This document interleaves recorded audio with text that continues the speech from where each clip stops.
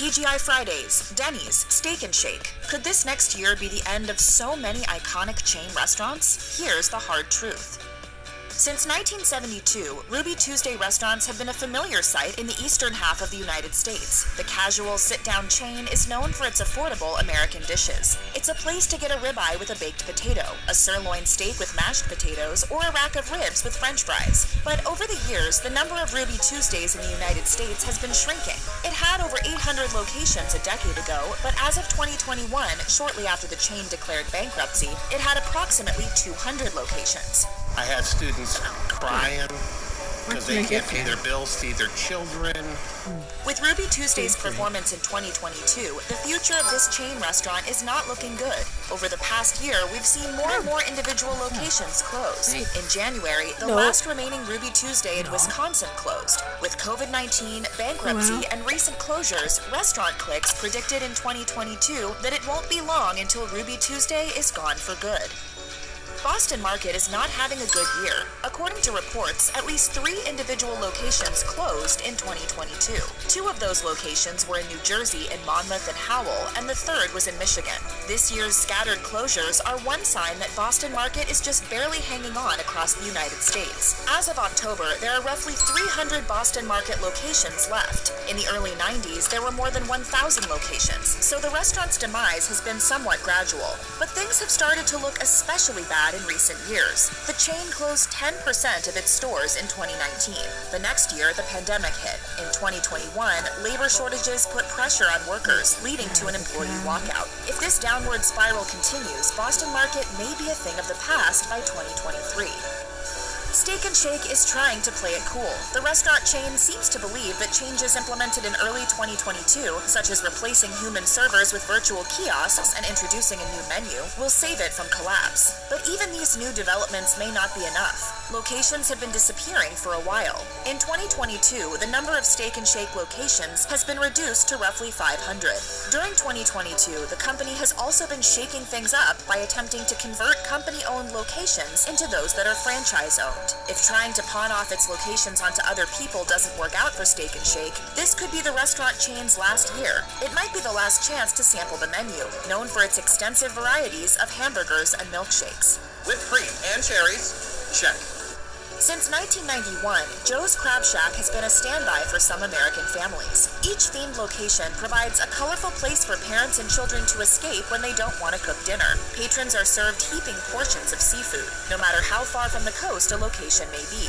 But as of 2022, the chain only has locations in around 16 states. In some of those states, there is only one location. At least one longtime Joe's Crab Shack closed its doors for good in 2022 in Boise, Idaho in June. To make matters worse, it appears 2 buildings in Vancouver and San Antonio that used to house Joe's Crab Shacks caught fire this year. At the Texas location, it was not the first time that the restaurant had caught fire since Joe's Crab Shack vacated it. Only time will tell if this chain survives in 2023. As another chain hit hard by COVID-19, the fast casual chain Noodles & Company has been desperately trying to turn things around in 2022. However, during the final quarter of the previous year, it reported losses of around $8 million due to the impact of coronavirus variants. Then, its pattern of failure continued. In the first quarter of 2022, it reportedly lost over $6 million. Noodles & Company responded by raising prices. The company also unveiled a new rebranding effort to try to save things. During some points in 2022, things looked better for the chain. After increased earnings reports in the spring, the chain's stock went up. But even then, the chain hasn't necessarily done enough to ensure it will survive long term. Despite claims that Noodles & Company is on the mend, we're not so sure. We'll see what happens to them next year. Okay, well, see you tomorrow. Of course. It may come as no surprise that TGI Fridays is on its last legs. From the chain's striped logo to outdated menu items like loaded potato skins, there's nothing about this chain that screams 2023.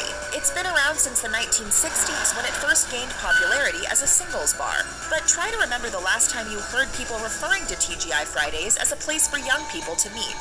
We can't. TGI Fridays took a hit in 2020 when the coronavirus pandemic forced the chain to permanently close 20% of its restaurants. But multiple additional locations have closed in 2022. On a positive note, the chain has plans to greatly increase its international presence. It's even opened a few restaurants outside of the US this year, but even still, TGI Friday's current number of locations is nowhere near its peak. We'll be waiting to see if they completely disappear from America by 2023's end.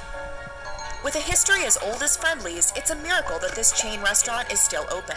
The business has been around since 1935, when a pair of brothers founded the first Friendly's ice cream shop in Springfield, Massachusetts. Before long, other foods, such as burgers and fries, were added to the menu. Today, food offerings are much more extensive than you'd expect. At Friendly's, the menu features quesadillas, chicken tenders, fish and chips, hot dogs, tomato soup, and more. Despite the large variety, this restaurant isn't doing so hot.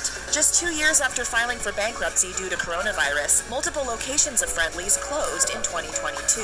This may be a sign that the chain's time is coming to an end. The company released a statement saying it regrets the closures, but that operating the restaurants was simply no longer viable. Qdoba's biggest food rival is Chipotle. There are roughly 700 existing Qdoba locations, whereas Chipotle has over 3,000. To make matters worse, the internet is full of negative reviews concerning Qdoba's cuisine. As one customer on Yelp wrote, "When I do order from here, it is difficult for me to finish the bowl, and I regret ever stepping into Qdoba. Qdoba's future doesn't look very bright." During this year, at least 2 locations closed. Other changes took place for the chain this year as well. One such change was Qdoba being sold by parent company Apollo to a much smaller owner. Unfortunately, a chain as beloved as Buffalo Wild Wings is still struggling. Customers can enjoy several rounds of wings while being surrounded by TV screens showing sports. One wrote on TripAdvisor, "The wings were excellent, cooked well and very tasty, washed down with a nice cold pint. Sadly though, we might lose Buffalo Wild Wings in 2023. All over the country, locations of this restaurant chain closed in 2022. It doesn't help that chicken wings, the key menu item of this restaurant chain, didn't come down from their price surge until the second half of 2022. However, there are still over 1,000 locations of Buffalo Wild Wings in the United States, giving some hope to the thought that it will survive 2023.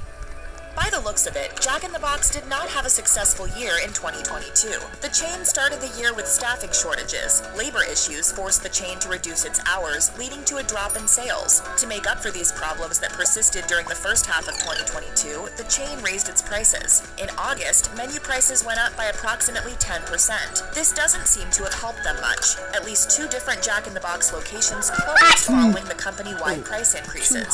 Show me the data. We hate to think that Jack in the Box will be leaving us in 2023, but if this trend continues, it doesn't look good for the fast food chain. We may soon be saying goodbye to a versatile restaurant that offers us both tacos and burgers.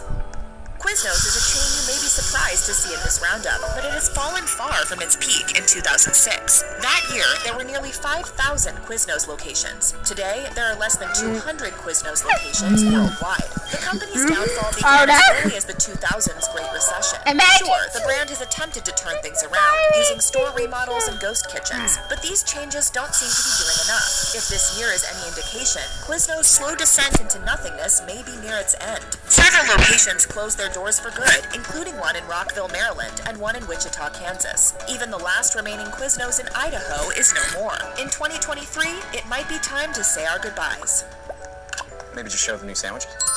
Fuddruckers locations are so rare these days that people are already speaking about the chain in the past tense. One person on Reddit wrote, "Does anyone else miss Fuddruckers?" Another asked only 5 months ago, "Was Fuddruckers good?" As of 2022, the number of Fuddruckers locations is low. There are roughly 76 stores left. In January, the company closed a location in The Woodlands, Texas. In February, it closed 2 locations in Central Florida. Although the chain also announced plans to expand this year, we've yet to see that growth. The concept behind Fuddruckers is simply not good enough to stick around. The chain still claims to have the world's best hamburgers, yet because it didn't get its start until 1980, it lacks the nostalgia that older hamburger chains have.